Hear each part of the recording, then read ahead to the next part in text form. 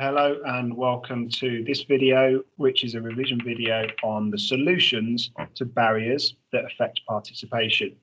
Now, this leads on nicely from the previous video, which looked at user groups and the barriers that different user groups face to their participation in sport.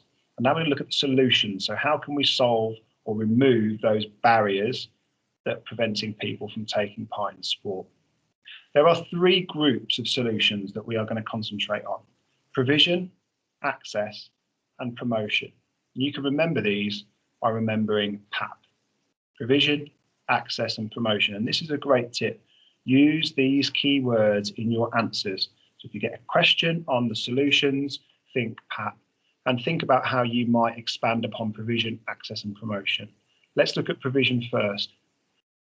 So provision is about what is provided by a sports facility or a sports club. So things that you can think about: programming specific sessions. So for example, having women's only swimming sessions, or daytime slots for parents who might not be working. This could be added in by programming a creche, providing a creche for parents to drop their children off so that they can then take part in the sport that they have chosen to do, and their children are looked after safely. Also, we can think about providing appropriate activities, and this would depend on the age. So, for example, for retired or over 50s, you might provide activities such as yoga or Pilates, which are low impact and have a good benefit in terms of maintaining flexibility and strength. I also think about swimming because it's low impact as well. It doesn't have any impact on the joints, and it can be, and effectively, it can be done by anyone at any age. So swimming is a great activity to plan for over 50s. However, for younger people, you might want to think about planning more activities that are high intensity, like body pump or spin classes or rock climbing. You might also think about adapting the type of activity to suit the age group. So for example, you might make a sport smaller sided or played on a smaller pitch, like five-a-side, to suit younger children playing the sport rather than playing it at its full level. A good example would be rugby and tag rugby for beginners, young children.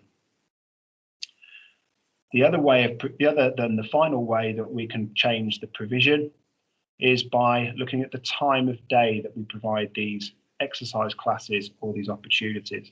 So thinking about the fact that retired people or OAPs might have more free time during the day, and that would be a good time to plan to run sessions for them. However, for school children or for parents who are working, it might be better to run sessions in the evening when they can finish work and attend stuff, from sort of 5 o'clock onwards.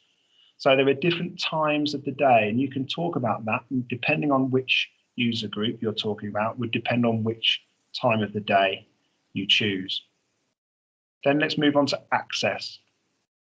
So this is an important one. Often we just think of access to facilities. So for example, providing ramps and lifts so that specifically disabled people can access the building.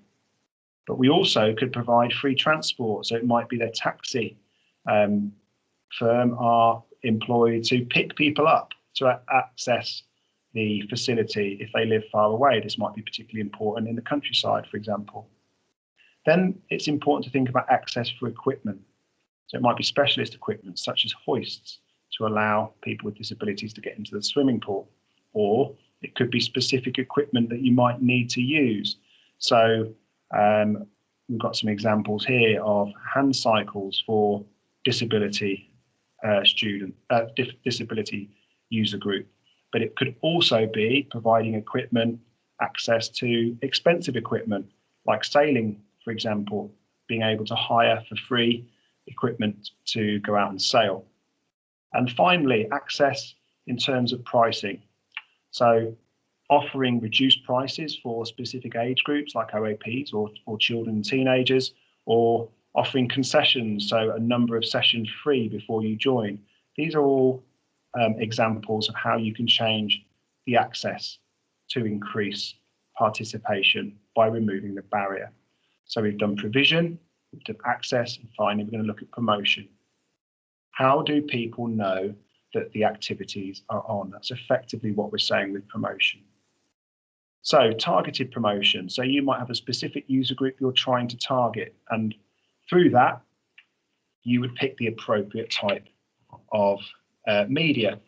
It might be that you use, for example, social media to target a younger audience, but target an older audience by looking at local newspapers or boardings, for example.